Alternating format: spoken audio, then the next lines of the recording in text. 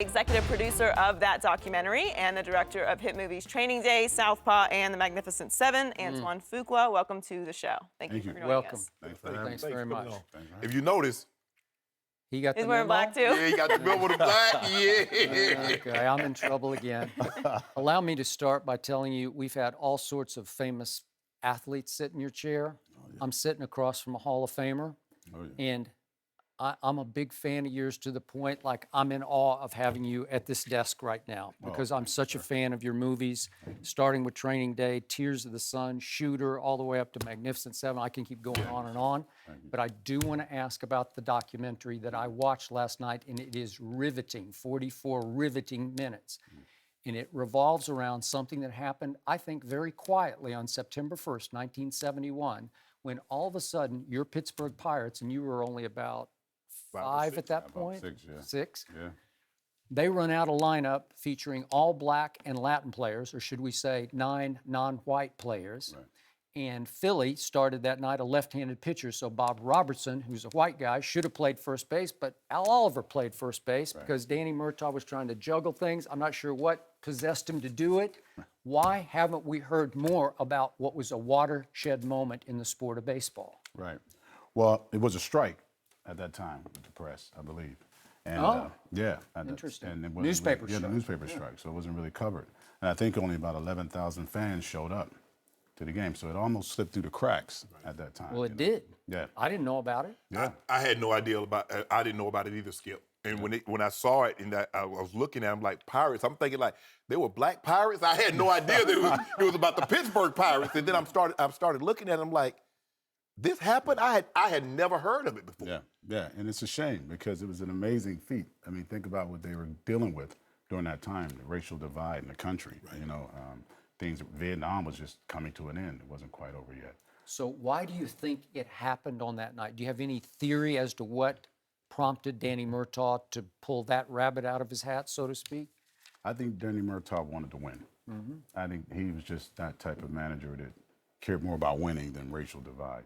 And that's the only explanation I can come up with. Because think about the fact that they were putting the whole team, the whole franchise at risk at that time. You know, fans were, death threats were coming in, all sorts of things were happening. They didn't know if people were going to show up, or not. And when it happened, it was a surprise, I think, to the fans. I think it could have cost them their jobs, their lives, and they were brave men by doing it.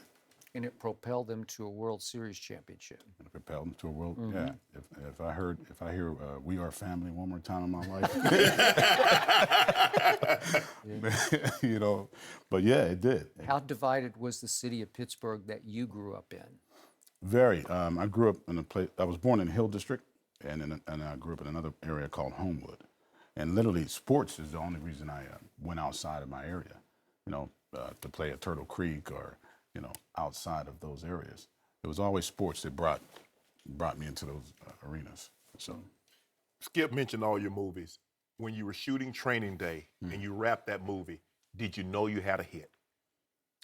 Or do you know when you're shooting a movie and you wrap, do you know you have a hit? No, you don't know. You have a feeling. You know what I mean? It's like I always use sports analogies. You know you're going to go out and leave everything on the field. But that was one of those movies that was it was hard getting it done, and it was a lot of passion. But I saw some things in Denzel's character and in Ethan's character that I told Ethan one day. I said, if we get this scene right, it's the one in the car. We said, this is chess, not checkers. Right. I said, if we get this right, you guys are going to get nominated. And Ethan looked at me and said, I think you lost your mind. But it was like, it was one of those moments so I could just feel it. And I was right. Yeah. Go ahead, Skip. Go ahead. Denzel, is it fair to say, played against type in that movie? I mean, you had to pull some things out of him that I wasn't sure, I wasn't aware that he had in him. Yeah. And it was some special stuff. Oh, yeah. How much coaching did he need? How much prompting did he need from you to pull that guy out of him? Denzel doesn't need a whole lot of coaching and prompting. In every character is a little bit of us, a little bit of the darkness. I got to know Denzel. I met him in church, so I knew he was a very spiritual man.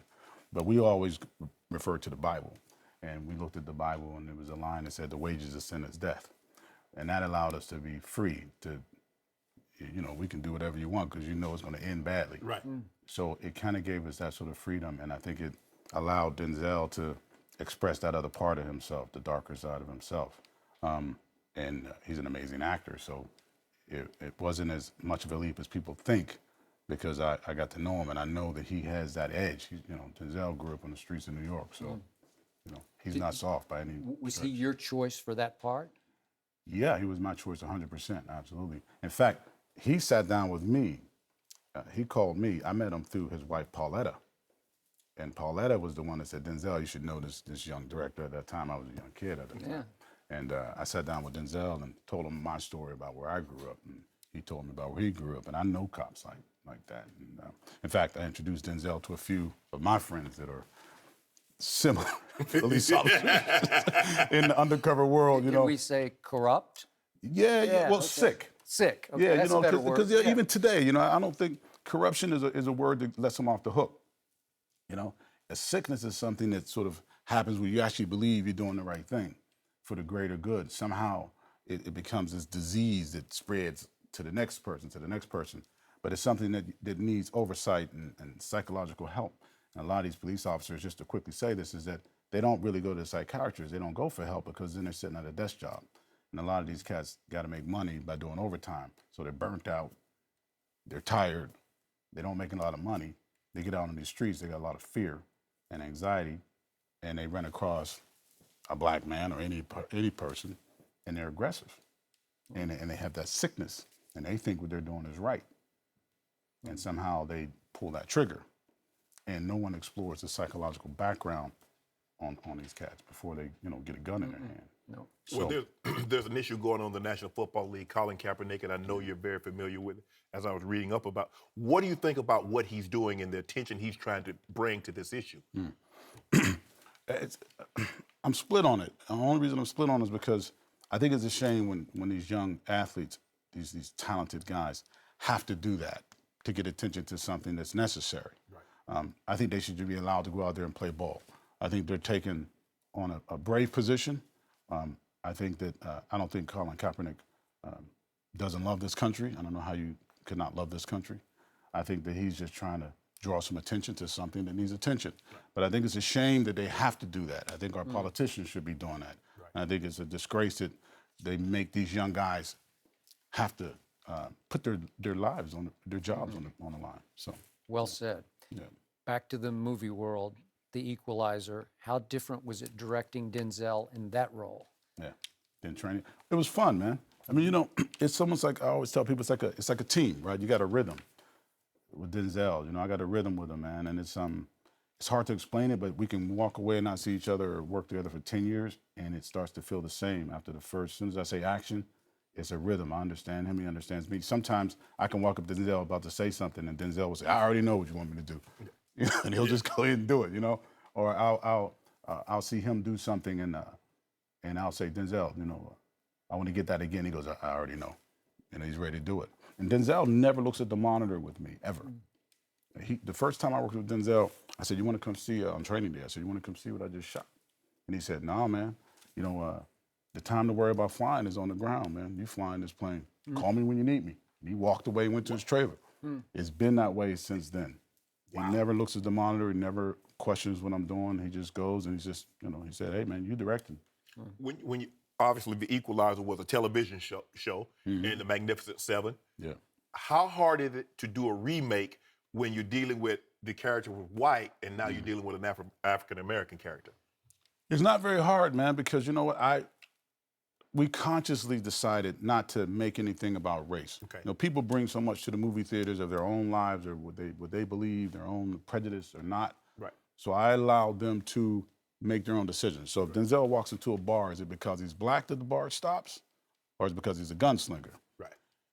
Clint Eastwood walks into a bar, it's because he's a gunslinger. Right. Nobody thinks about color. Right. So I just let the audience make that decision for themselves. Wow. Yeah. We're talking off air, and you said you're an athlete. You played a little baseball, but football and basketball were your love. Mm-hmm. You went to school to study engineering. How did you go from engineering to wanting to be a ball player to shooting movies? Oh, man. A professor one day told me I built a schematic diagram in the class, and I loved movies. I grew up watching movies with my grandmother and my family. And he said to me, you should take some art classes. And I was like, art classes, man. He said, it'd be good for you because you're playing ball, keep the grades up. I took the art class, all the girls were in the art class. I was like, all right, I'm gonna stay. But then I discovered, Corsaro and Caravaggio and de Kooning and Vermeer and Picasso, and it just kind of struck me as something that they were all poor. Right. When you grow up in the ghettos, you think, being an artist, when you hear about Picasso and Dali and these guys and Caravaggio, you have to be rich. Right. And you realize that most artists were poor. Right. So it kind of sparked something in me there. And then I saw Seven Samurai in class, where he was studying Japanese art, and his storyboards are paintings. And man, it just blew me away. It was just motion pictures. There was something about telling a story with moving pictures, man. It just, something sparked in me. And I went after it, man. I don't know how other people feel, but it's, athletes, I don't get gaga and awe, but to hear a name, you hear Antoine Fuqua, and then I'm sitting next to you and I'm looking at you, bro, you talking and I'm looking at you like, this man is like sitting That's what I said. That's how I feel, man. I wake up every day watching you. Thank you. Man. I mean, I love what you're doing. You do it with very so much class, man, and so much dignity, honestly, man. And I'm so like, every day I wake up watching you because you argue, you open debates, and you're gentleman about it. You're classy about it. I love, and of course you. I love what you guys do here. I really do. Thank you very much. Appreciate that. Thanks for coming on. One other favorite of mine, Tears of the Sun. How different was it directing Bruce Willis than Denzel? How different are they Night and day. from day to day? Night and day. Night and day in every way. Well, Denzel is just, Denzel has a wealth of depth, a wealth. Bruce does as well. Bruce is a movie star in a different way, from the 80s and that era. Die Hard era. Die Hard eras, you know what I mean? A lot of action, little quick lines, one-liners, and it just kind of works.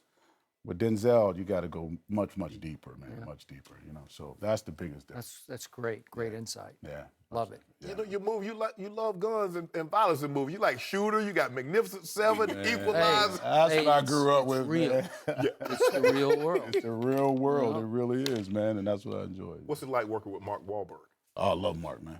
I love Mark. Mark's just a regular guy, man. Really? He's a regular guy from Boston. I love Mark. He's the sweetest guy. Mark is one of these guys that he has, 10 to 12 guys around him. I think most of his life has been the same consistent people. He's a consistent guy. It's led to Entourage. I mean, Led that's to Entourage, did. exactly. Yeah, Exactly. But he's consistent, man. He's the guy I met years ago, and when I run into Mark right now, he's the same guy with his kids and his family, and he's always got his little tennis shoes on, a T-shirt. He's just a regular dude, man. I love Mark, man. Thank you, bro. I really appreciate it. Way to go. Nice to meet you, My bro. pleasure, my honor, Thank man. you, man. Seriously, man. Skip, my honor, Thank you. sir. Thank you so much for Thank you being so here. much. We're all big fans. We appreciate it. And remember that you can watch Antoine's documentary, Forever Brothers, the 71 Pittsburgh Pirates Story, tomorrow night after Game 1 of the NLCS. Thank you so much for being here.